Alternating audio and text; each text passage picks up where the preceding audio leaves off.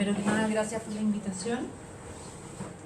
Y efectivamente soy introvertida y del signo Escorpio y me siento como Eris, como una bruja que viene a traer la discordia, ¿ya? Porque voy a estar hablando de temas que justamente hoy día nos tienen en parte polarizados, ¿ya? Esta revisión que voy a hacer es una revisión provisoria, está en proceso, a pesar de que hay como tres más o menos como hilos que fueron confluyendo en lo que voy a presentar hoy día. Uno fue la invitación de un amigo muy querido y al que considero mentor espiritual, Rafik Algan, a pensar o reflexionar y que armáramos un artículo desde la perspectiva masculina y femenina respecto a el sobreuso de la palabra, como él no habla en español, sobre la palabra fuck, ¿verdad? Que hay un sobreuso para todo, se ocupa, y su impresión o su tesis es que este sobreuso tiene que ver con también como un alejamiento de lo que hablaste tú un poquito de esta sacralidad, ¿verdad? De los cuerpos, y que hemos derivado en relaciones que tienen mucho que ver con la humillación, ¿verdad? Y desde ahí nos pusimos a reflexionar, empezamos a juntar datos de qué es lo que tenía que ver un poco con esto, como las asociaciones simbólicas, y desde 2015 más o menos hasta hoy día nos dedicamos a buscar como distintas situaciones que nos pudieran hacer reflexionar sobre esto, y yo me fui encontrando a partir más o menos desde cuando se produjo la conjunción Urano-Eris en 2016, la conjunción exacta, con una serie de datos que amplificaban algo que ya existía, que es relaciones de poder y humillación a través de la violación, ¿verdad? Por eso digo que me siento como la bruja, porque vengo a poner temas que son más pesados. Y esto fue coincidiendo, pero no necesariamente yo lo uní en ese momento con esta conjunción Urano-Eris, fue coincidiendo con mi interés en cómo explorar de qué se trataba Eris, ¿verdad?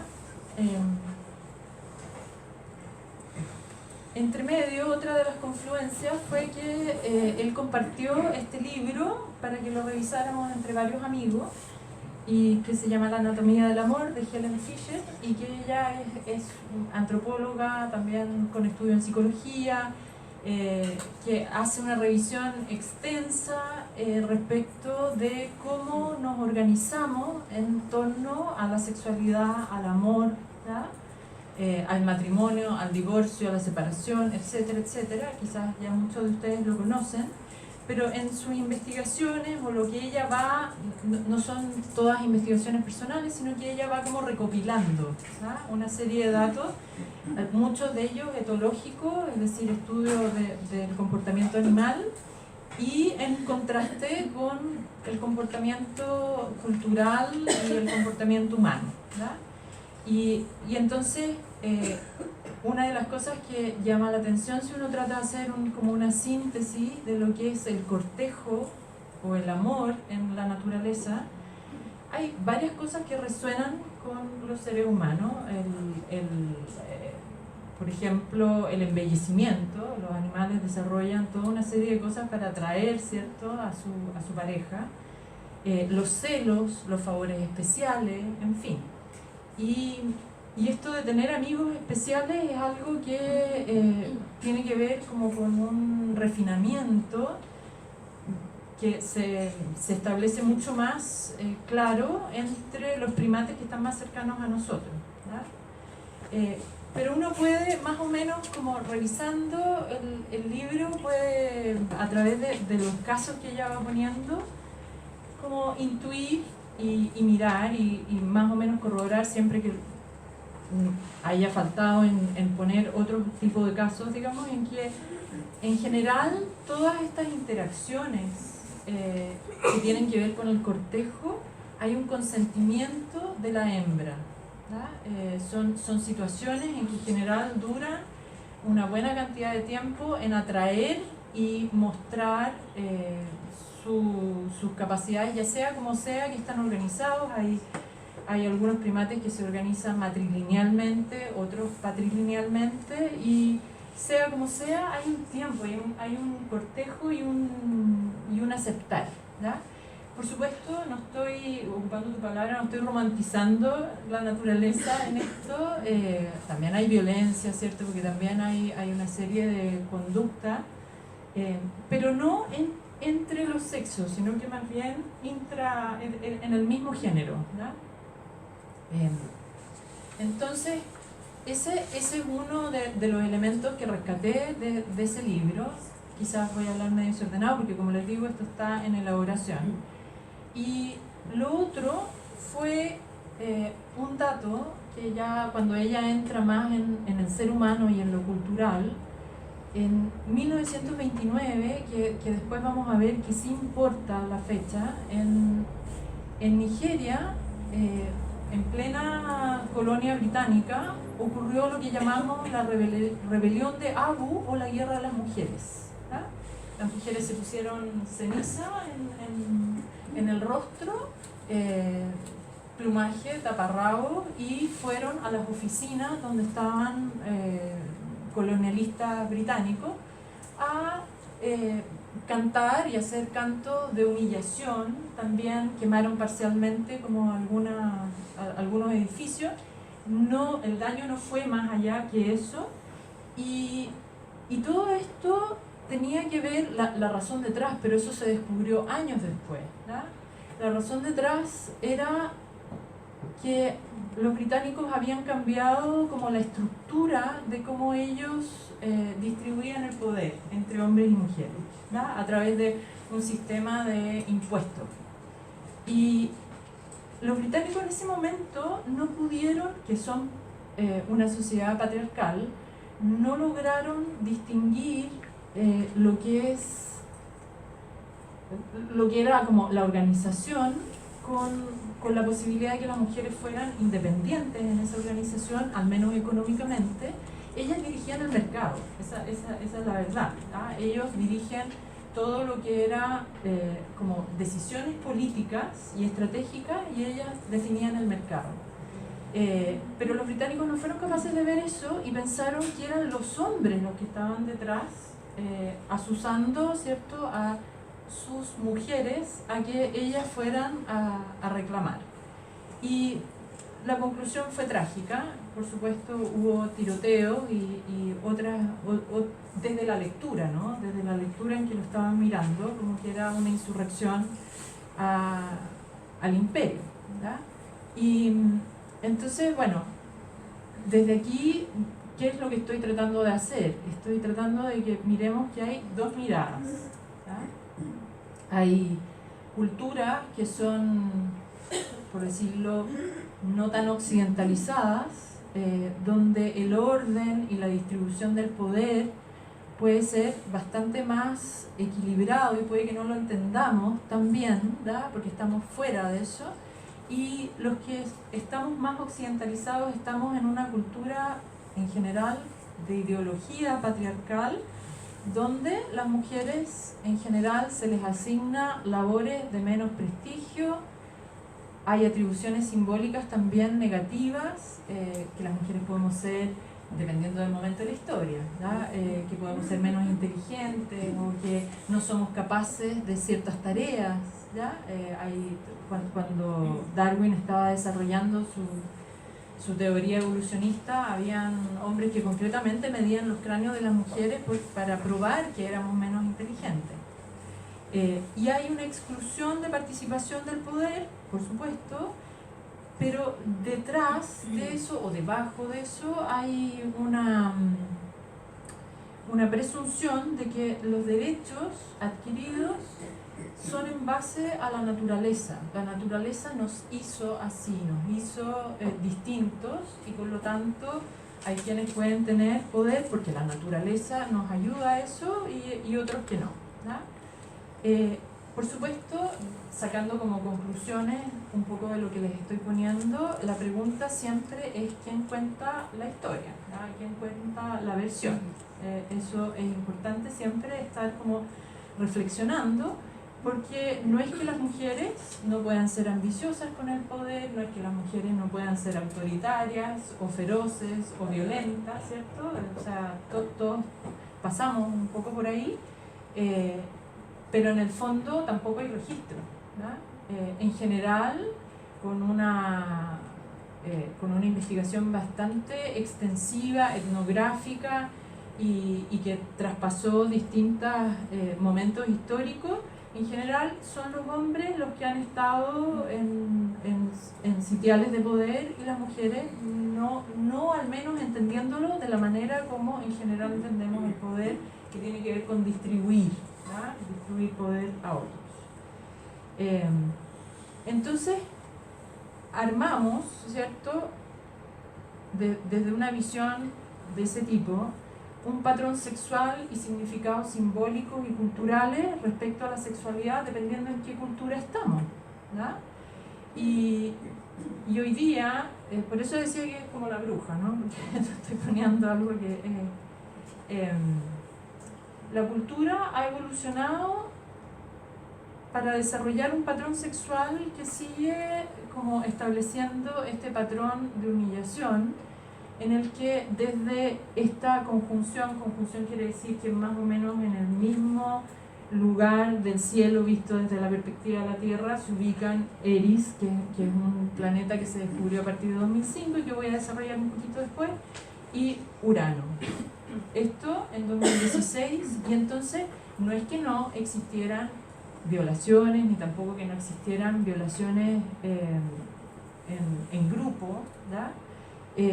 Pero en el fondo se amplifica el tema, ¿verdad? Y eso es lo que en general todo astrólogo comienza a descubrir con sorpresa y asombro, de cómo los significados allá en el cielo se corresponden con significados acá en la Tierra. Y entonces se amplificó, por ejemplo, violaciones en la India, en chiquillas universitarias que andaban en la micro, y también pasó en Colombia. Hay un titular del diario que dice: ella misma se violó, se empaló, ¿ya? Porque finalmente en el juicio se le atribuye toda la responsabilidad a ella por haber salido de la universidad con 2 compañeros. Entonces, en esta lógica patriarcal, que yo diría que estamos como en el pic, es mi sensación, o espero que estemos en el pic, y que haya un devolvernos hacia, o hacer un avance, una evolución a partir de esto. Entonces, a partir de estas situaciones es que empezamos a ver cómo se revictimiza, por ejemplo, o si no queremos verlo como víctima, cómo se la carga, en este caso a la mujer que tiene una serie de atribuciones simbólicas negativas, se le carga a ella el peso de haber recibido la agresión, ¿verdad? Entonces, en una sociedad así, por supuesto que es algo que necesitamos conversar y cuestionar, y que tiene todo que ver con el cuerpo y con el amor, ¿verdad? Desde mi perspectiva. También estuvo en 2016 el caso de Nabila Rifo, que todos recordamos, ¿cierto? Y que voy a mencionar brevemente en más rato, ¿ya? Y entonces, ¿qué es lo nuevo? ¿Qué es lo que vemos? Porque el feminismo ha existido ya hace varias décadas y es un desarrollo ideológico, político, etc. ¿Qué es lo que vemos de nuevo? Vemos esta amplificación de estas conductas o estos patrones sexuales más violentos y la necesidad de protestar.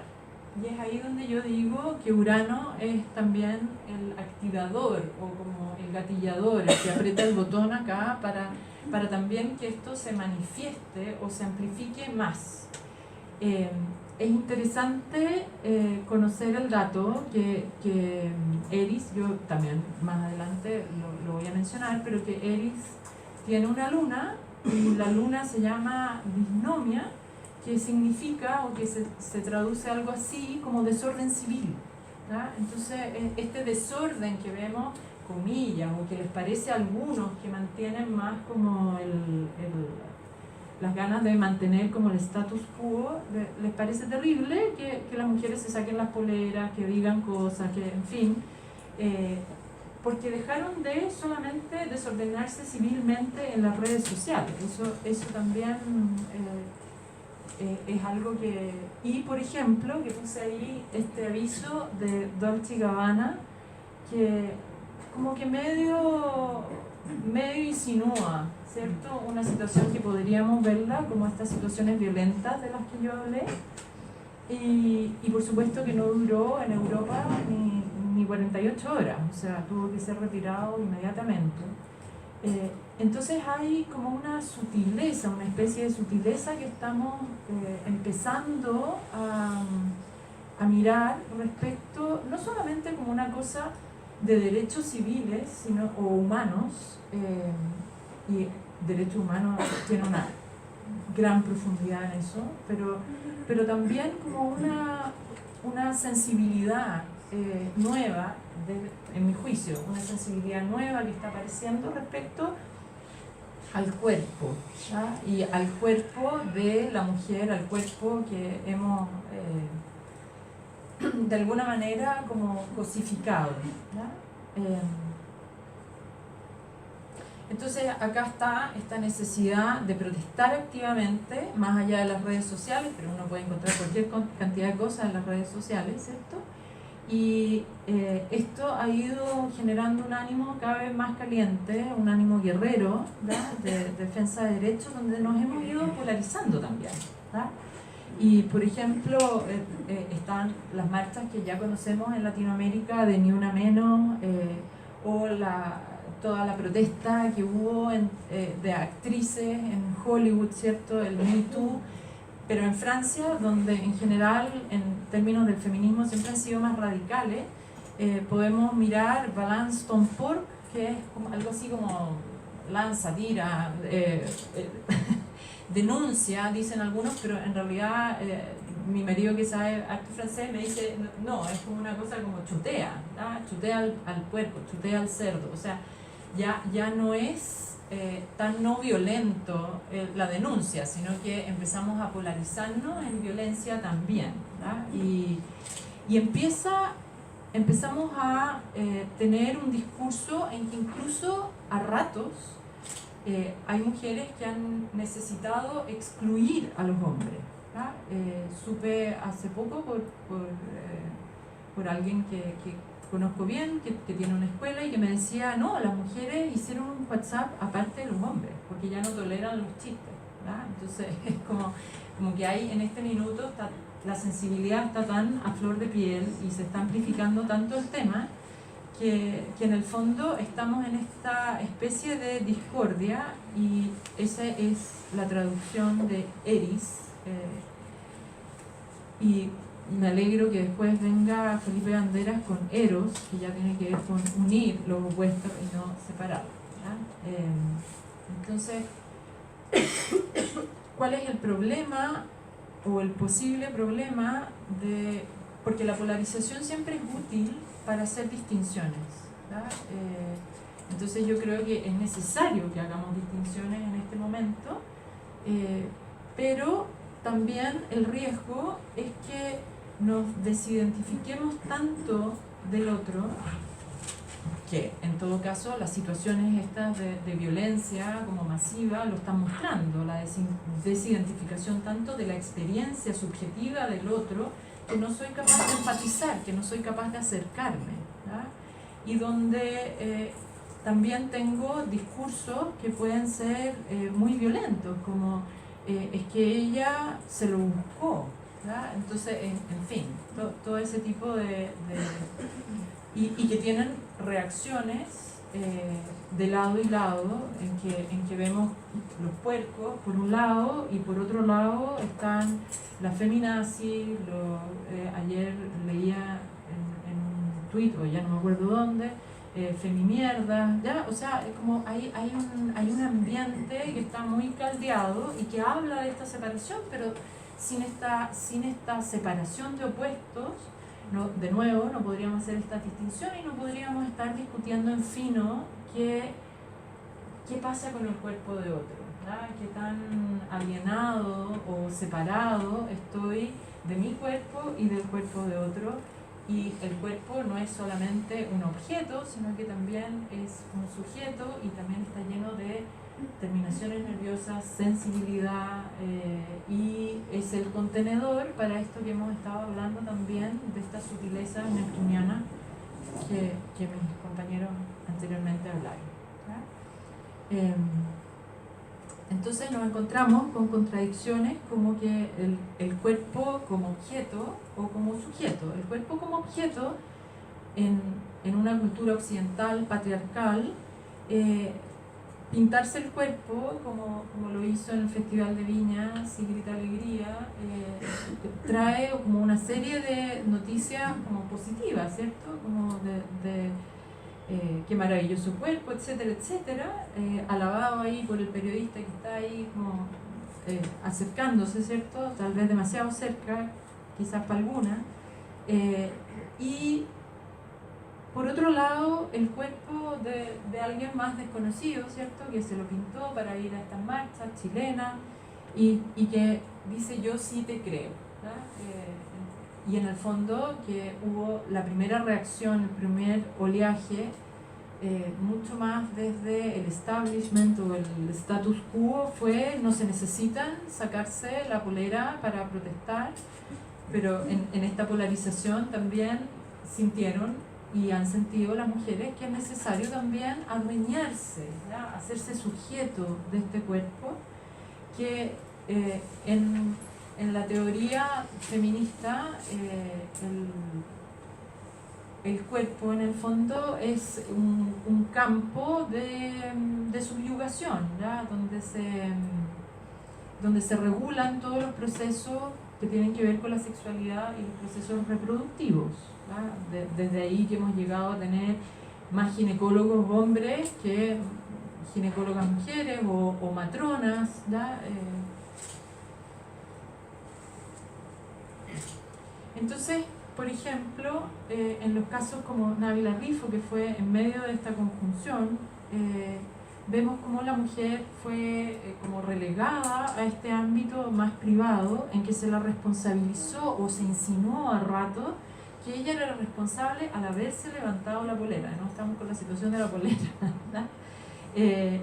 Y luego, después en la televisión, lo que todos o casi todos conocen, que fue todo el relato súper televisado respecto del testimonio del ginecólogo con los contenidos vaginales, anales de Nabila Rifo, una sobreexposición innecesaria, pero que nos muestra cómo el cuerpo de la mujer, en el fondo, faltamos a como ponerlo en equiparidad o en sacralidad, ocupando los términos de la Mónica, ¿no?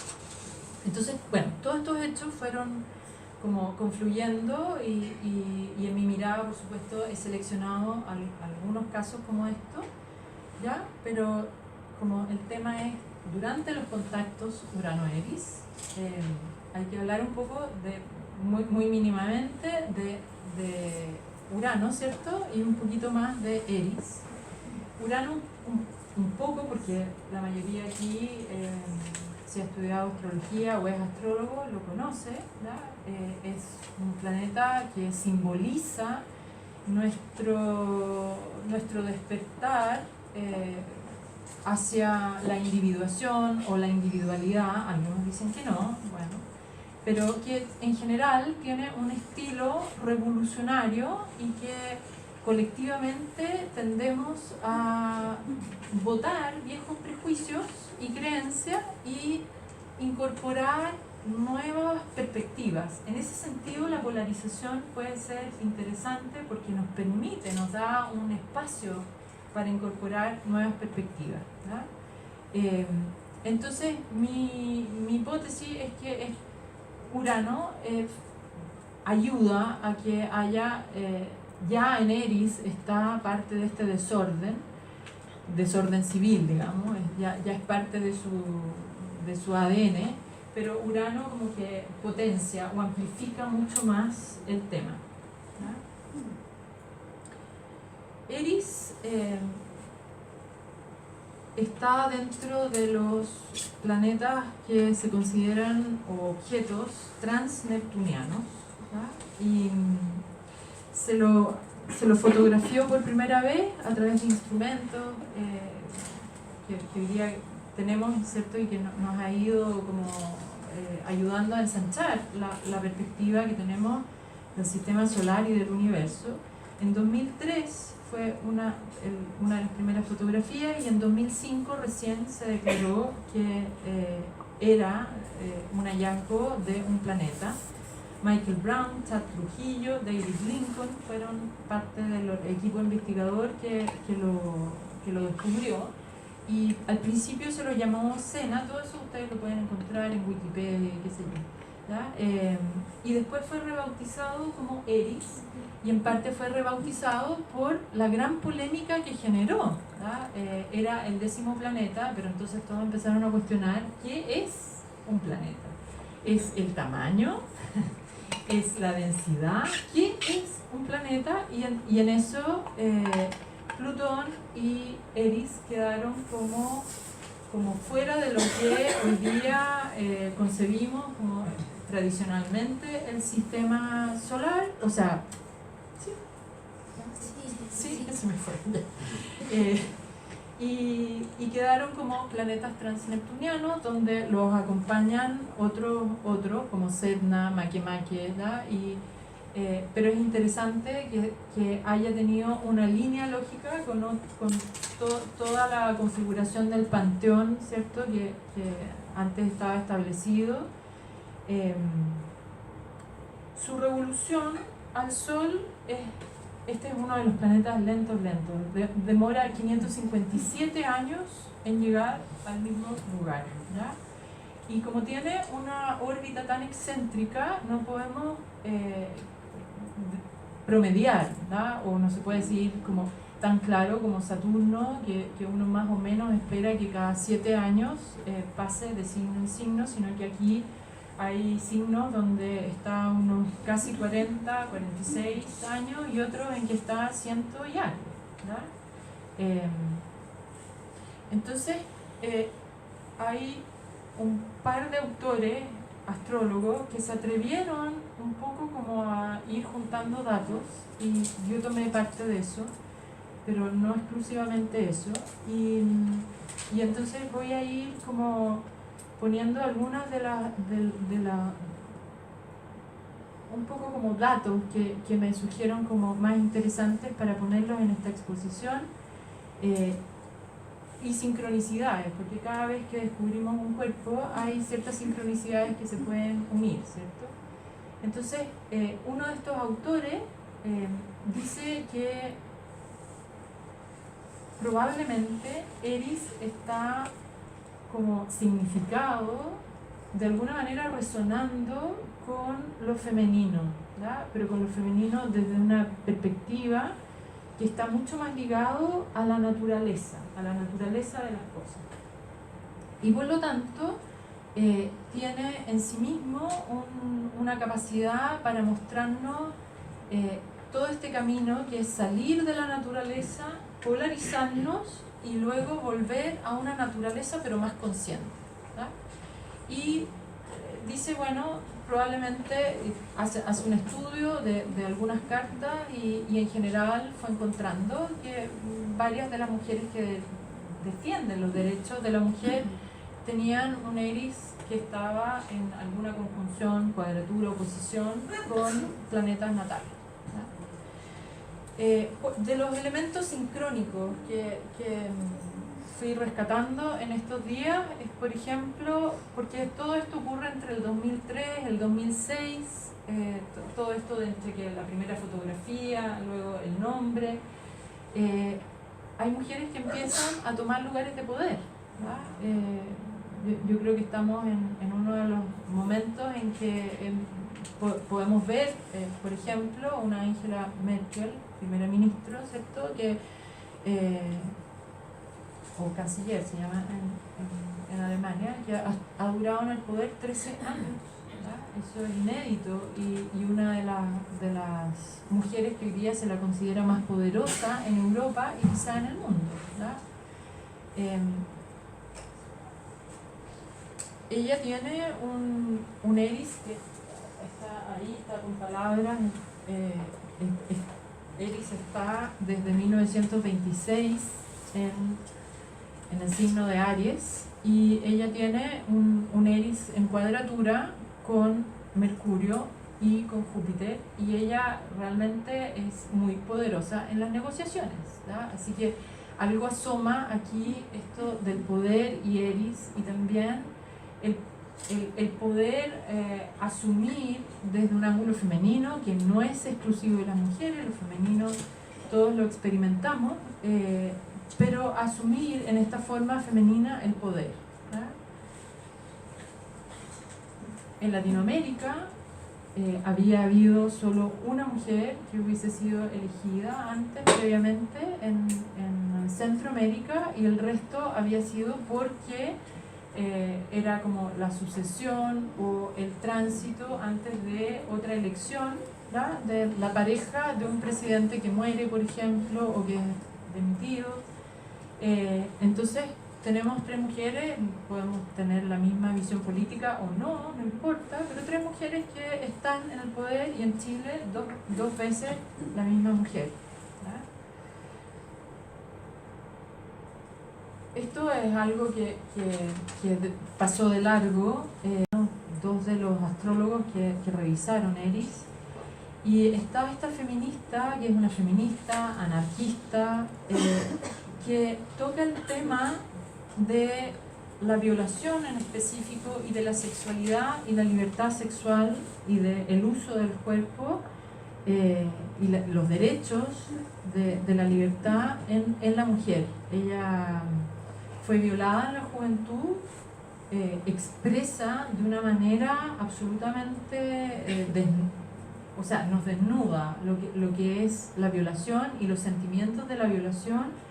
Y una, por ejemplo, de sus cuestionamientos con este juicio que ocurrió en España en relación a la manada, fue que nadie preguntó en ese juicio si ella había tenido temor a morir, ¿verdad? Que es una de las experiencias importantes en la violación, ¿verdad? Y, en fin, aquí hay como una nueva postura del feminismo, ¿verdad? Y que está muy vinculado con los temas que están ocurriendo, y ella está siendo un referente en este minuto, es un referente europeo y también norteamericano, más bien, pero las feministas conocen bien este tema y conocen bien su pensamiento. Entonces, coincidentemente, ella escribió este relato de la violencia en 2006. Otros temas que ocurrieron más o menos sincrónico o coincidente, el año 2004, por ejemplo, la película Troya, que Eris tiene todo que ver con que se haya armado la guerra de Troya, y por ahí, no recuerdo bien, no sé exactamente, pero sí sé que hay un momento en que está relacionado también con esta película Maléfica, y todo el mito de Eris se parece mucho a esto del cuento de la Bella Durmiente, cuando esta bruja viene a embarrar la fiesta, ¿no? Entonces, si tratamos de amplificar un poquito el mito, la parte más conocida de Eris es justamente esta no invitación al matrimonio de Tetis y Peleo, y entonces, haciendo honor a su nombre, ella aparece para sembrar la discordia con una manzana que tira y que dice a la más bella. Tres diosas ahí, o a la mejor creo que. 3 diosas ahí comienzan a competir un poco por quién puede ganar el concurso, y por supuesto un jovencito bien inexperto, bien inocente, que tiene que elegir cuál de ellas es la mejor, ¿no? Y de ahí parte la guerra de Troya que todos conocemos, donde Eris participa de una manera como encarnizada, como sin tomar bando, no toma ningún bando, sino que como gozando esta violencia. Así se la presenta. De nuevo nos tenemos que preguntar quién cuenta la historia, ¿no? También está en un evento que se pasa mínimamente en la mitología y que es una discusión, una pelea entre Atreo y Tiestes por el reino de Micenas, donde luego de mucha discusión, que es raro ver que Zeus o Júpiter quiera participar, decide intervenir y uno de los hermanos está dispuesto a devolver el trono solo si el sol se mueve en reversa, se mueve hacia atrás. Entonces, finalmente Zeus o Júpiter logra que el sol esté en la posición del este en el ocaso, ¿ya? Y en ese minuto Tiestes tiene que ceder el poder. Esta imagen, uno de los autores, que es Legris, que es un astrólogo arquetipal que se formó con Tarnas, dice que esto puede representar justamente esas regresiones en pos de la trascendencia, ¿verdad? O sea, la individuación implica que nos vamos fragmentando, que vamos construyendo un ego, que vamos separándonos, que vamos polarizando nuestra naturaleza instintiva y lo que llamamos yo, pero en orden de individuarnos necesitamos a veces volver nuevamente a estas fuerzas instintivas, pero con conciencia para poder integrarlas, ¿verdad? Y entonces esto como en reversa, él hipotetiza, y a mí me parece interesante, esto de que Eris está hablando de esta polarización, pero también nos está hablando de que hay una unión, una justicia que a nosotros nos puede parecer injusta en la naturaleza, que ocurre, que está en el orden de las cosas, y que al volver nuevamente a mirarlo conscientemente puede que tengamos que darnos cuenta que hay una voluntad mayor, que puede que la entendamos o no la entendamos, pero ese es otro cuento y eso es parte del camino de individuación y del camino humano, ¿ya? Discordia es su nombre, pero Disnomia es una de sus hijas, desorden civil, y que siempre anda por ahí con otra que se llama lucha y con otra que se llama dolor, ¿ya? Entonces son estos aspectos de la realidad que nos cuesta digerir, ¿ya? Y que la polarización a veces ayuda a que haya más dolor y más que digerir y más lucha, pero también, como decía, también estas distinciones, y nos da la oportunidad de alguna manera de someter este yo a esta fuerza más integradora, que tal como hay ciertos rezos, oraciones, como el Padre Nuestro, hágase tu voluntad, ¿cierto? Aquí en la tierra como en el cielo, etc. O sea, todos tenemos como una noción de que hay algo que ordena esto y que ya sea que lo vemos allá afuera o que lo vemos como un proceso interno, ¿verdad? De ir a un punto mucho más esencial y que se une ese punto con lo esencial de la realidad.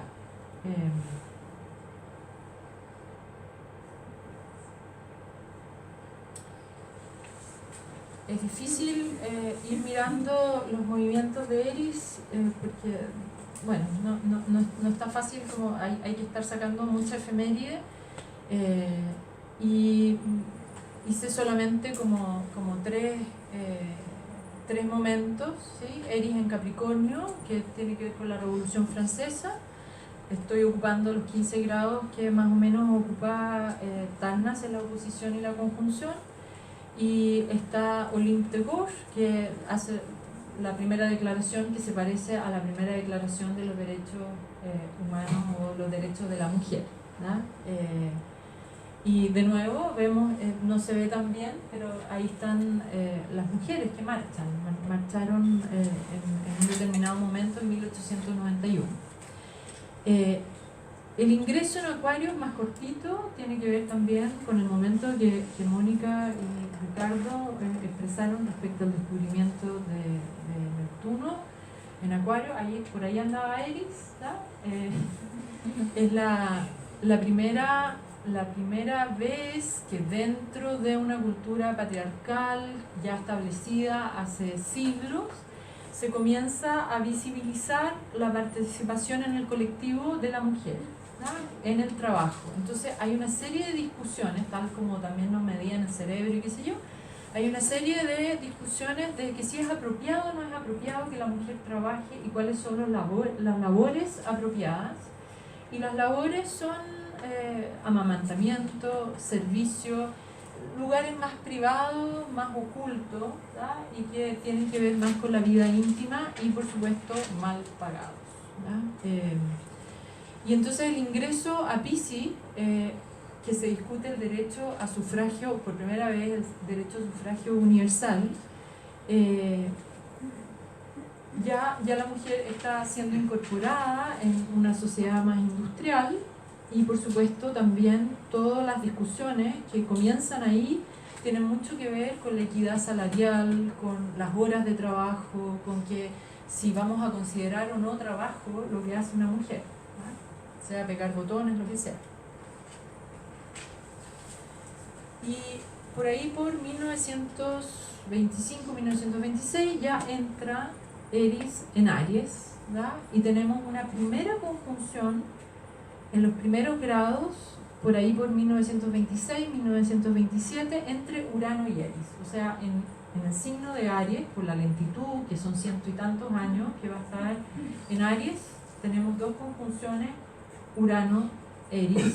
Y en esa primera conjunción se van estableciendo todo lo que tiene que ver con el movimiento de los derechos civiles de las mujeres. Se empiezan a ganar como derechos civiles, como poder votar. En Chile las municipales tan solo van a pasar décadas antes de que podamos elegir presidente.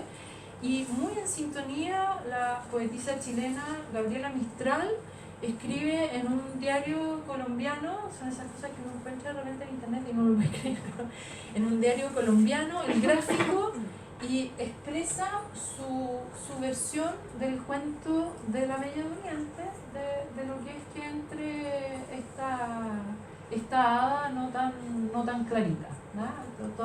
Hay versiones que son distintas, la de Disney, que es la que muchos deben haber visto con sus hijos, o qué sé yo, tiene solamente 3 hadas, ¿cierto? Todas amorosas, luminosas, y entra esta otra. Pero hay otras que son versiones con 7 hadas, y en fin. Y ella señala que poniendo nombre, ¿no?, o sea, más bien palabras, a lo que podríamos decir que es un arquetipo que está asociado a Eris, me olvidasteis como al mal, pero vine aquí a traeros la genciana del pesar. La genciana es un remedio, ¿ya? Es una planta, pero es un remedio también, pero es un remedio amargo. Son esos remedios amargos que nos cuesta digerir, ¿ya?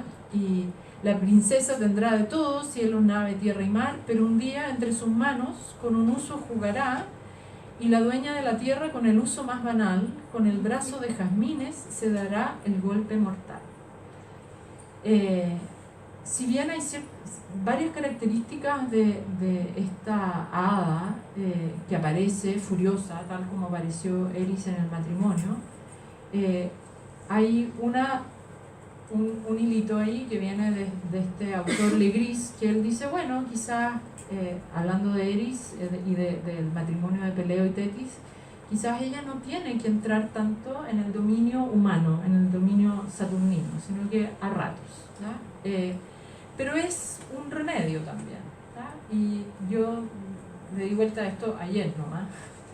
En realidad estaban todos muertos de susto que se muriera la cabra. Eso, como hicieron de todo para que no se muriera, ¿no? La Bella Durmiente, digamos. Entonces hay un susto a esta oscuridad, esta fuerza que entra, esta discordia esta polarización, este dolor, esta lucha. Tenemos temores a veces a que se produzca ese proceso que es parte de nuestro proceso psicológico, no está exento. Todos pasamos además y de nuestro paso por la tierra, ¿ya? Todos vivimos de alguna manera crisis, dolores, lucha. Entonces acá hay como un remedio si es que logramos sostener la polarización, ¿ya? Y lograr escuchar algo más que hay de fondo, algo que tengamos que integrar en vez de asustarnos como en el cuento de la Bella Durmiente y hacer de todo que al final no resulta, porque el cuento es otro. Y que solo si ella se pincha con el uso, entonces lo femenino, lo masculino, el héroe, ¿cierto?, logra encontrar esa otra mitad que anda buscando.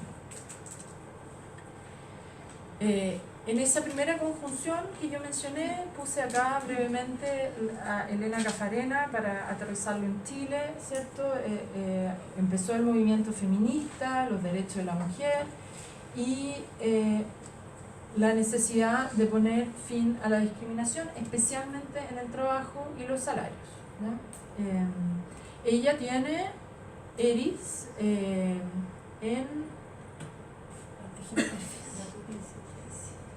Sí, pero lo tiene en cuadratura casi a 2 grados nomás con Urano, ¿no? Entonces podemos entender como la fuerza, la visibilización que ella hace, ¿no? de los temas ERIS.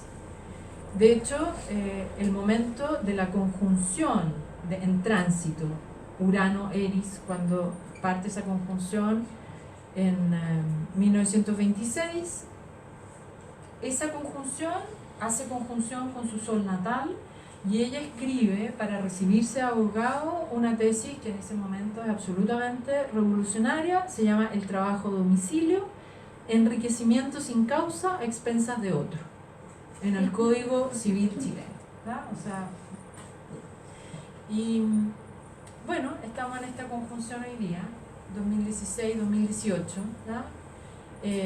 El cuestionamiento y esta polarización justamente a las maneras, las pautas, los patrones de estas relaciones establecidas que no parecen para nada amorosas, ¿da? Y entonces en este nuevo cuestionamiento, ¿cuál va a ser nuestro proceso para, en lo que va a hablar Felipe, desde otro lado, ¿cierto?, del eros, de volver a unir estos opuestos, pero de manera consciente? Tenemos una gran oportunidad, esa es mi sensación, para volver a relacionarnos de otra manera.